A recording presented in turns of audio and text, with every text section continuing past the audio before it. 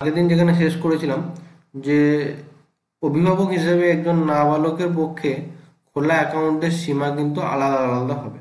অর্থাৎ সেই ক্ষেত্রে কিন্তু যদি নাবালকের জন্য যদি অ্যাকাউন্টটা খোলেন সেক্ষেত্রে কিন্তু লিমিটটা কিন্তু আলাদা আলাদা হবে, এবং সেটা তখন যে নিয়ম থাকবে, আজ যে নিয়ম আছে কাল সেই নিয়ম পাল্টাতেও পারে।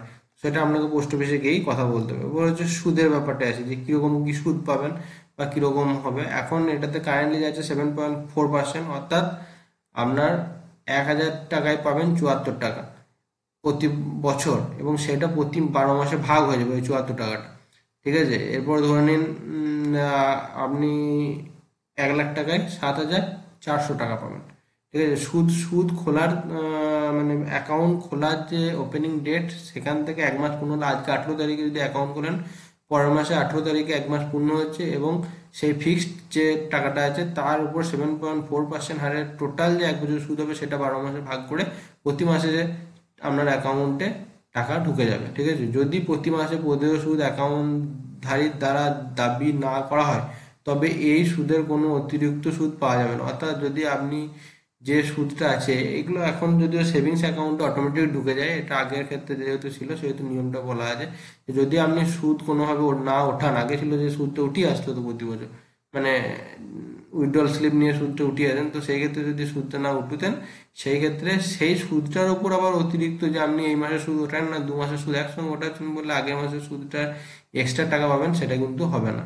ঠিক আছে, আমানতকারী দ্বারা কোনো অতিরিক্ত আমানতের ক্ষেত্রে অতিরিক্ত আমানত ফেরত দেওয়া হবে, এবং শুধুমাত্র পিও সেভিংস অ্যাকাউন্টের সুদ অ্যাকাউন্ট খোলার তারিখ থেকে ফেরতের তারিখ পর্যন্ত প্রযোজ্য হবে। অর্থাৎ ধরে নিন আপনি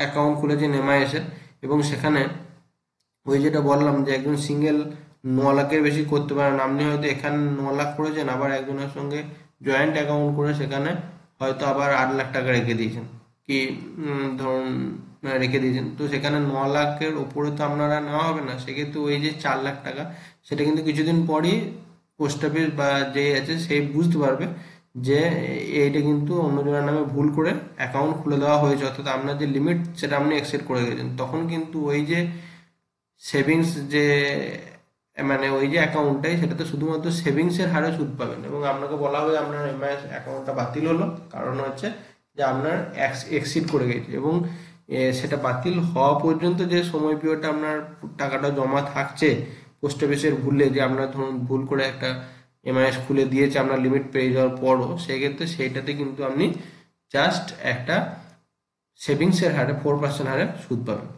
একই পোস্ট অফিস বা ইসিএসে দাঁড়িয়ে থাকা সঞ্চয় অ্যাকাউন্ট স্বয়ংক্রিয় ক্রেডিটের মাধ্যমে সুদ নেওয়া যেতে পারে। সিবিএস পোস্ট অফিসে এমআইএস অ্যাকাউন্টের ক্ষেত্রে এগুলো মানে মেন যেটা কথা হচ্ছে যে আপনি অ্যাকাউন্টটা এখন, আগে যে নিয়মটা ছিল না, এখন যেটা নিয়ম হয়েছে, এখন পুরোপুরি এমআইএস এর যে টাকাটা সেটা হচ্ছে আপনার একটা সেভিংস অ্যাকাউন্ট থাকতে হবে। পোস্ট অফিসের ক্ষেত্রে থাকলে সব থেকে বেটার হয়। পোস্ট অফিসের ক্ষেত্রে অটোমেটিক করা হয়, তো পোস্ট অফিসে সেই অ্যাকাউন্টে ঢুকে যাবে। এরপর এমনও হতে পারে যে আপনি সেভিংস অ্যাকাউন্টটা করেছেন আপনার গ্রামের পোস্ট অফিসে, এবং আপনার এমআইএস অ্যাকাউন্টটা আছে আপনার ধরুন শহরের পোস্ট অফিসে, কোনো অসুবিধা নেই।